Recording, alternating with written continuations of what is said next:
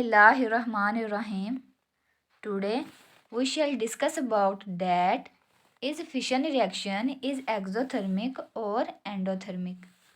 आज हम ये प्रूव करने जा रहे हैं क्या फिशन रिएक्शन हमारे पास एक्सोथर्मिक होते हैं या हमारे पास एंडोथर्मिक रिएक्शन होते हैं। इससे लास्ट लेक्चर में हमने फिशन रिएक्शन को बहुत डिटेल में डिस्कस किया। हमने वहाँ भी ये बात की कि जो हमारे पास पीरियोडिक टेबल में स्मॉल न्यूक्लियाई होते हैं वो भी अनस्टेबल होते हैं और जो लार्ज न्यूक्लियाई होते हैं वो भी अनस्टेबल होते हैं। जिनका एटॉमिक नंबर ज़्यादा होता है, जो हमारे पास हैवी न्यूक्लियाई होते हैं, वो भी क्या होते हैं, अनस्टेबल होते हैं। लेकिन जो पीरियोडिक टेबल के अंदर मिडल न्यूक्लियाई होते हैं, जिनका एटॉमिक नंबर 40 to 60 की रेंज में आता है, वो हमारे पास स्टेबल न्यूक्लियाई होते हैं। तो इसलिए हम उसे रीजन को स्टेबिलिटी रीजन, स्टेबिलिटी जोन या स्टेबिलिटी बेल्ट का नाम देते हैं। तो हमने वहाँ ये बात भी की कि जो फिशन रिएक्शन है वो हम हैवी न्यूक्लियस के अंदर करवाते हैं। हैवी न्यूक्लियस के अंदर क्यों करवाते हैं? क्योंकि हैवी न्यूक्लियस अनस्टेबल होता है। तो वो क्या करता है, वो उसके अंदर हम फिशन रिएक्शन करवाते हैं, वो दो न्यूक्लियाई में ब्रेक हो जाता है और जो वो दो न्यूक्लियाई में ब्रेकअप होता है तो वो उस रेंज में आती हैं कि वो अपनी स्टेबिलिटी गेन कर सके। तो इसलिए जो हैवी न्यूक्लियस होता है वो ब्रेक होता है कि ताकि वो स्टेबिलिटी गेन कर सकें। तो इसलिए जो इसके प्रोडक्ट्स होती हैं वो हमारे पास रिएक्ट करने वाले न्यूक्लियस की निस्बत स्टेबल होती हैं। इसका मतलब ये हुआ कि जो हम फिशन रिएक्शन करवा रहे हैं वो हैवी न्यूक्लियस के अंदर करवा रहे हैं, जिनका एटॉमिक नंबर ज़्यादा है, जिनका एटॉमिक नंबर 82 से ज़्यादा होगा। लेकिन हम फिशन रिएक्शन स्मॉल न्यूक्लियाई में क्यों नहीं करवा रहे? हम स्मॉल न्यूक्लियाई में भी तो करवा सकते हैं फिशन रिएक्शन को, क्योंकि वो भी तो अनस्टेबल होती हैं। लेकिन देखा जाए तो जो स्मॉल न्यूक्लियाई होती है उसका एटॉमिक नंबर पहले ही कम होता है। जब हम उसमें फिशन रिएक्शन करवाएंगे तो वो जब फर्दर ब्रेक होगा तो क्या होगा, उसका एटॉमिक नंबर, जो फ्रैगमेंट्स होंगे उनका एटॉमिक नंबर मज़ीद कम हो जाएगा। तो जिसकी वजह से क्या होगा, वो तो और छोटे हो जाएंगे, ठीक है, वो और स्मॉल हो जाएंगे। तो और स्मॉल होंगे तो और अनस्टेबल हो जाएंगे। हमें तो उस रेंज तक पहुंचना है ना, स्टेबिलिटी रीजन की रेंज में, जो हमारे पास पीरियोडिक टेबल में मिडल में आते हैं, जिनका एटॉमिक नंबर 40 to 60 की रेंज में आता है। तो इसीलिए ये जो फिशन रिएक्शन है हम हैवी न्यूक्लियस के अंदर करवाते हैं। जो हमारे पास स्मॉल न्यूक्लियाई हैं उनके अंदर ये इतना पॉसिबल नहीं है। एक तो स्मॉल न्यूक्लियाई के अंदर जब हमें फिशन रिएक्शन करवाना पड़ेगा तो हमें खुद एनर्जी प्रोवाइड करनी पड़ेगी। तो उस केस में हम कह सकते हैं कि हाँ, फिशन रिएक्शन अब एंडोथर्मिक है, क्योंकि हम इसको एनर्जी प्रोवाइड कर रहे हैं। हमने पढ़ा है ऐसे रिएक्शन जिनके दौरान एनर्जी रिलीज होती है वो एक्सोथर्मिक रिएक्शन होते हैं और इन्हीं रिएक्शन के दौरान क्यू वैल्यू पॉजिटिव आती है, ठीक है। और जब हमने कहा कि ऐसे रिएक्शन जिनको स्टार्ट करवाने के लिए हमें खुद एनर्जी देनी पड़ती है और उनके लिए क्यू वैल्यू क्यू नेगेटिव आती है, तो ऐसे रिएक्शन को हम एंडोथर्मिक रिएक्शन कहते हैं। तो इसलिए जो फिशन रिएक्शन होता है वो हैवी न्यूक्लियस के अंदर होता है ताकि वो अपनी स्टेबिलिटी को गेन कर सकें। तो इस रिएक्शन के दौरान बहुत ज़्यादा अमाउंट में एनर्जी रिलीज होती है।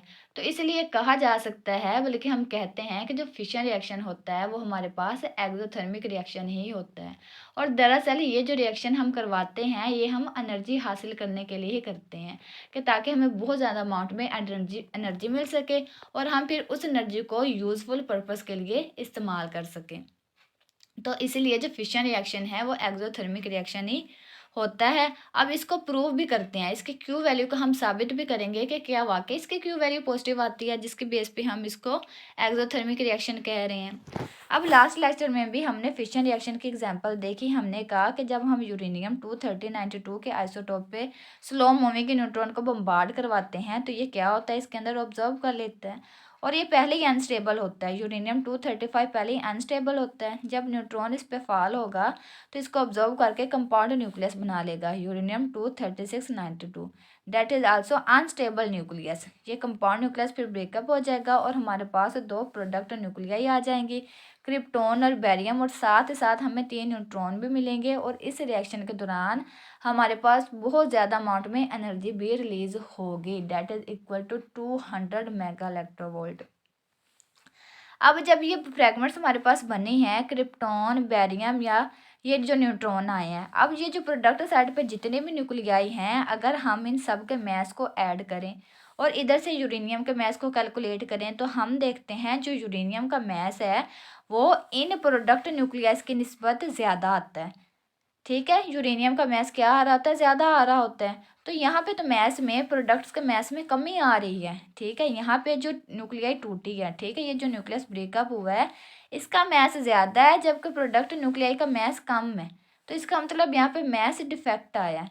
तो ये जो मैस में कमी आई है वो क्यों आ रही है? ठीक है, तो ये जो हमारे पास प्रोडक्ट न्यूक्लियाई है, अगर इसका हम मैस ऐड भी करें तो वो कभी भी ये रिएक्शन इनिशिएट करवाने वाली रिएक्टेंट साइड वाली न्यूक्लियाई के बराबर नहीं आता। क्योंकि क्या होता है, जब हम यूरेनियम पे न्यूट्रॉन को बम्बार्ड करवाते हैं तो जब ये ब्रेकअप होता है तो यूरेनियम का जो कुछ मैस होता है वो एनर्जी में कन्वर्ट हो जाता है।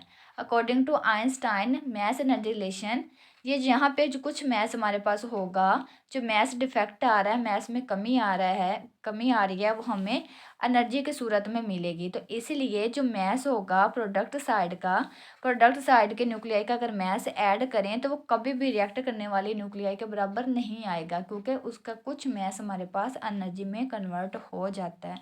तो इसलिए इस रिएक्शन के दौरान बहुत ज़्यादा अमाउंट में हमें एनर्जी मिलती है।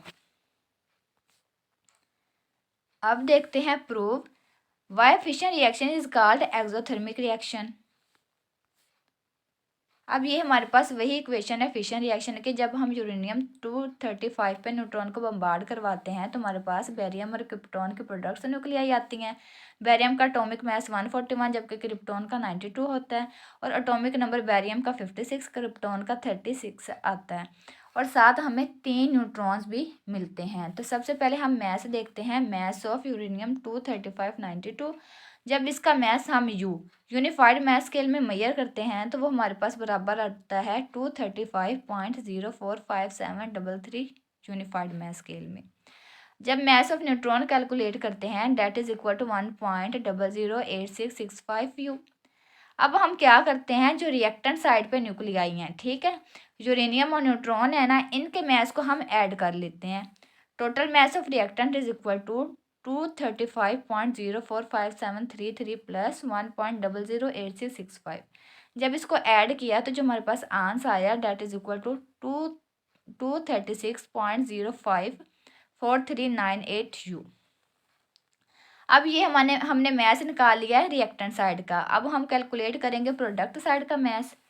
Mess of barium 14156 is equal to 140.9177 u. Mass of krypton is equal to 91.8854 u. और मैस ऑफ न्यूट्रॉन, अब चूंकि 3 न्यूट्रॉन थे तो जो मैस न्यूट्रॉन का होगा, सिंगल न्यूट्रॉन का जो मैस होगा उसको 3 से हम मल्टीप्लाई करवा देंगे।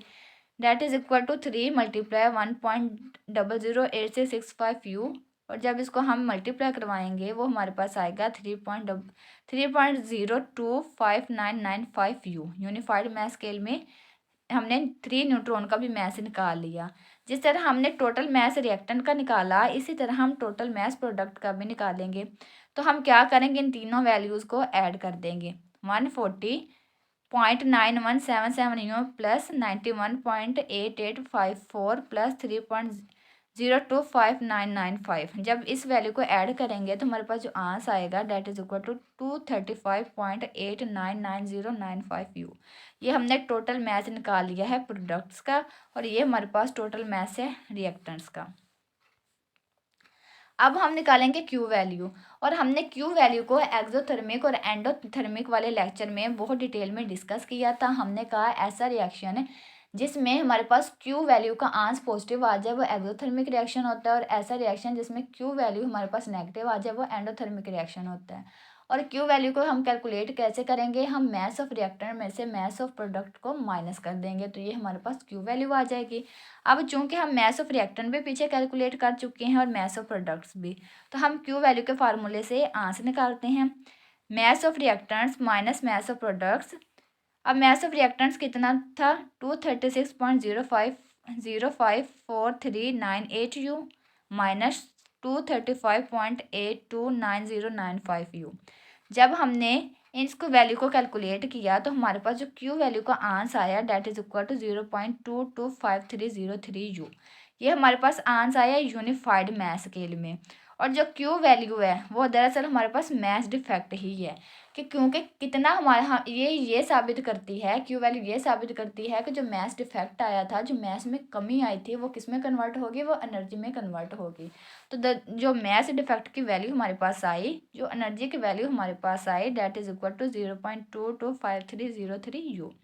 अब हमें पता है कि न्यूक्लियर फिजिक्स के अंदर हम एनर्जी को मेजर करते हैं इलेक्ट्रोवोल्ट के यूनिट में, ठीक है। हम मेगा इलेक्ट्रोवोल्ट के यूनिट में एनर्जी को मेजर करते हैं न्यूक्लियर फिजिक्स के अंदर, तो इसलिए हम यूनिफाइड मैस स्केल को मेगा इलेक्ट्रोवोल्ट में कन्वर्ट करेंगे। तो हम क्या करेंगे, हमें पता है जो 1 यूनिफाइड मैस स्केल हमारे पास किसके बराबर होता है, 931 मेगा इलेक्ट्रॉन वोल्ट एनर्जी के बराबर होता है। तो हम 1 U यानी यू की जगह पे ये वाली वैल्यू पुट कर देंगे। So Q value is equal to 0.225303 into 931 mega electronvolt. जब इस वैल्यू को हमने कैलकुलेट किया तो वो हमारे पास बराबर आए 209.75 मेगा इलेक्ट्रोवोल्ट। ये हमारे पास क्यू वैल्यू आ रही है, ठीक है। ये हमारे पास वो वैल्यू आ रही है जो हमारे पास फिशन रिएक्शन के केस में एनर्जी रिलीज होती है, ठीक है। मैस डिफेक्ट हमारे पास यूनिफाइड मैस स्केल में कितना आया, 0.225303 U। तो जब हमने यूनिफाइड मैस स्केल को मेगा इलेक्ट्रोवोल्ट में कन्वर्ट किया तो क्यू वैल्यू को हमारे पास आई 209.75 मेगा इलेक्ट्रोवोल्ट। और ये जो क्यू वैल्यू है इसका आंस देखा जाए तो वो हमारे पास पॉजिटिव है, और जब क्यू वैल्यू पॉजिटिव आ जाए, ग्रेटर देन 0 आ जाए, तो वो हमारे पास कौन सा रिएक्शन होता है, वो हमारे पास एक्सोथर्मिक रिएक्शन होता है। ऐसा रिएक्शन जिसमें एनर्जी रिलीज होती है, ठीक है, जिसमें हमें बहुत ज़्यादा अमाउंट में एनर्जी मिलती है, उस रिएक्शन को हम एक्सोथर्मिक रिएक्शन कहते हैं। तो इसमें हुआ क्या, so in the fission of uranium 235 a large amount of energy is released. The mass of product is 235.829095 U, which is less than mass of reactants, that is equal to 236.054398। ठीक है, जो हमारे पास mass of product आया वो क्या था, वो कम था mass of reactant से। जो रिएक्ट करने वाला न्यूक्लियाई हमारा यूरेनियम था, उससे हमारे प्रोडक्ट्स का mass कम आया। तो सो मैथ डिफेक्ट इज 0.22503। तो मैथ्स में जो कमी आई वो यूनिफाइड मैथ स्केल में कितनी आई, 0.22503, which is release in the form of energy. और यही मैथ डिफेक्ट हमारे पास किस में कन्वर्ट हुआ है, एनर्जी में कन्वर्ट हुआ है, और एनर्जी के फॉर्म में वो रिलीज हुआ है। So fission is exothermic. जो फिशन रिएक्शन हमारे पास होगा वो एक्सोथर्मिक ही होगा, because we can not get starting mass of reactants if we add the masses of products during reaction. अगर हम रिएक्शन जो हुआ है हमारे पास फिशन रिएक्शन का, उस रिएक्शन में अगर हम सारे प्रोडक्ट का मैस ऐड करते हैं और रिएक्टेंट्स के मैस को कैलकुलेट करने के बाद कंपेयर करते हैं, तो जो मैस ऑफ प्रोडक्ट आएगा वो कभी भी रिएक्ट करने वाले न्यूक्लियाई के बराबर नहीं आता। तो इसका क्या मतलब हुआ, जो रिएक्टेंट न्यूक्लियाई होगा उसका कुछ मैस एनर्जी में कन्वर्ट हो जाता है। जो मैस में कमी आ रही होती है, जो हम मैस डिफेक्ट देखते हैं, वो किस में कन्वर्ट हो जाता है, वो एनर्जी में कन्वर्ट हो जाता है। So some mass is converted into energy according to Einstein mass energy relation is equal to MC square. तो वहाँ पे जो हमारे पास मैस डिफेक्ट आ रहा होता है, मैस में कमी आ रही होती है, वो किस में कन्वर्ट हो जाता है, एनर्जी में। किसके according, Einstein mass energy relation के अकॉर्डिंग, जो हमें कहता है कि हम मैस को एनर्जी में कन्वर्ट कर सकते हैं और एनर्जी को मैस में कन्वर्ट कर सकते हैं। तो ये हमारे पास था फिशन रिएक्शन, ठीक है, कि फिशन रिएक्शन हमारे पास एक्सोथर्मिक रिएक्शन होता है। तो हमने ये प्रूफ भी किया, और जो फिशन रिएक्शन है वो हम हैवी न्यूक्लियस के अंदर करवाएंगे, और जब हैवी न्यूक्लियस ब्रेक होगा तो क्या होगा, वो स्टेबिलिटी गेन करेगा, ठीक है। जो उसके प्रोडक्ट न्यूक्लियाई होंगी वो रिएक्ट करने वाले न्यूक्लियाई की निस्बत ज़्यादा स्टेबल होती हैं। तो इसलिए जो फिशन रिएक्शन होता है वो हम हैवी न्यूक्लियस के अंदर करवाते हैं, ताकि जो न्यूक्लियस है वो क्या करे, वो स्टेबिलिटी गेन कर सके, वो खुद को स्टेबिलिटी जोन में ले जाए, स्टेबिलिटी रीजन में ले जाए। तो इसलिए जो हमारे पास फिशन रिएक्शन होगा वो एक एक्सोथर्मिक रिएक्शन ही होगा।